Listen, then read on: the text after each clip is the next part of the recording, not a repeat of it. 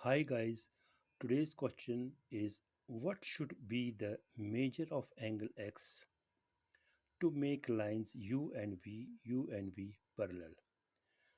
हमें पता है जब दो लाइंस हो और उनको एक ट्रांसवर्सल काट रही हो, ये देखिए ट्रांसवर्सल ये दो लाइंस है, हमें बताना है कि इस एंगल का क्या वैल्यू होना चाहिए कि ये दो लाइंस पैरेलल हो जाए।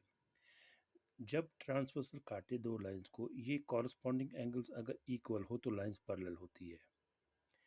तो अगर ये 91 है तो ये एंगल भी अगर 81 है तो ये लाइंस पैरेलल है। So value of angle x should be here 81 degrees to make the lines parallel, और इनको कहते हैं कॉरस्पॉन्डिंग एंगल्स।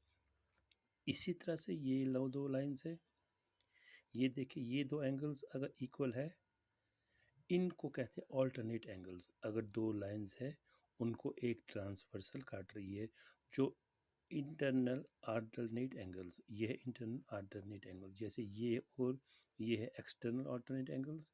इसी तरह से ये और ये है एक्सटर्नल अल्टरनेट एंगल्स, ये है इंटीरियर अल्टरनेट एंगल, जैसे ये और ये भी है इंटरनल अल्टरनेट एंगल्स। अगर ये एंगल इक्वल हो तो लाइंस पैरेलल होती है। पूछा गया है कौन सा वैल्यू एक्स का हो ताकि लाइंस पैरेलल हो, उसके हिसाब से जो यहाँ पर एंगल है वो हमारे पास है 58। अगर ये भी 58 है, इसको भी 58 हम वैल्यू देंगे तो ये लाइंस बन जाएगी पैरेलल। तो पूछा यही गया था हमसे एक्स का क्या वैल्यू होना चाहिए कि लाइंस पैरेलल हो जाए, तो एक्स का यहाँ पर वैल्यू होना चाहिए यही 58 डिग्रीज। तो यहाँ पर भी एक्स का वैल्यू होना चाहिए 58 डिग्रीज, तब हम इजीली कह सकते हैं लाइंस है पैरेलल। इसी तरह से यहाँ देखिए थर्ड में, जैसे मैंने यहाँ कहा था ये है एक्सटीरियर अल्टरनेट एंगल्स, बाहर से जो है अल्टरनेट एंगल्स, अल्टरनेट एंगल्स एक लेफ्ट एक राइट साइड से एक लेफ्ट साइड से। इसी तरह से यहाँ वाला एक लेफ्ट साइड से एक राइट से, ये होते हैं अल्टरनेट एंगल्स। यहाँ पर है अल्टरनेट एंगल्स, ये भी अगर बराबर हो तो लाइन पैरेलल हो जाएगी।